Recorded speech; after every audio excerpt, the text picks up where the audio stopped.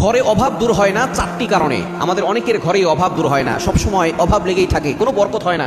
আমাদের কাছে অনেকেই ফোন দিয়ে বলে, হুজুর এত কিছু করছি, ঘরের ভিতরে কোনো বরকত নাই, কি করা যায়? মনে রাখবেন, চারটি কারণে কিন্তু ঘরের ভিতরে কোনো বরকত আসে না, অভাব দূর হয় না। এক নাম্বার হচ্ছে, যদি ঘরে আপনি সালাম না দিয়ে প্রবেশ করেন। নবীজি সাল্লাল্লাহু আলাইহি ওয়াসাল্লাম নিজে বলে দিয়েছেন, যখনই কেউ সামনে যাবে, ঘরে যাবে, তখন সালাম দিয়ে প্রবেশ করবে, কারণ সালাম যে দিয়ে প্রবেশ করে ওই ঘরে শয়তান প্রবেশ করতে পারে না। যারা ঘরে ঢোকার সময় সালাম দিয়ে প্রবেশ করবে, ওই ঘরে আল্লাহ পাক রব্বুল আলামিন পবিত্র রিজিক দান করবেন। এজন্য সালাম দেবেন, এক নাম্বার। দ্বিতীয় নাম্বার হচ্ছে, প্রতিটি কাজের শুরুতে বিসমিল্লাহ পড়তে হবে।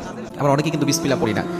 যেই কাজের শুরুতে বিসমিল্লাহ পড়া হয়, ওই কাজে বরকত হয়। কিন্তু আমাদের মা বোনরা অনেকেই আছে, রান্না করার সময় হিন্দি গান শোনে, ইংলিশ গান শোনে, গান শুনতে শুনতে রান্না করতে তারা পছন্দ করেন।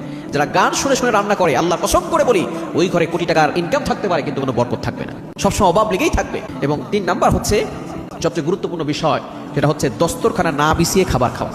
দস্তরখানা হচ্ছে খুবই গুরুত্বপূর্ণ বিষয়। নবী সাল্লাল্লাহু আলাইহি ওয়াসাল্লাম দস্তরখানা বিছিয়ে খাবার খেতেন।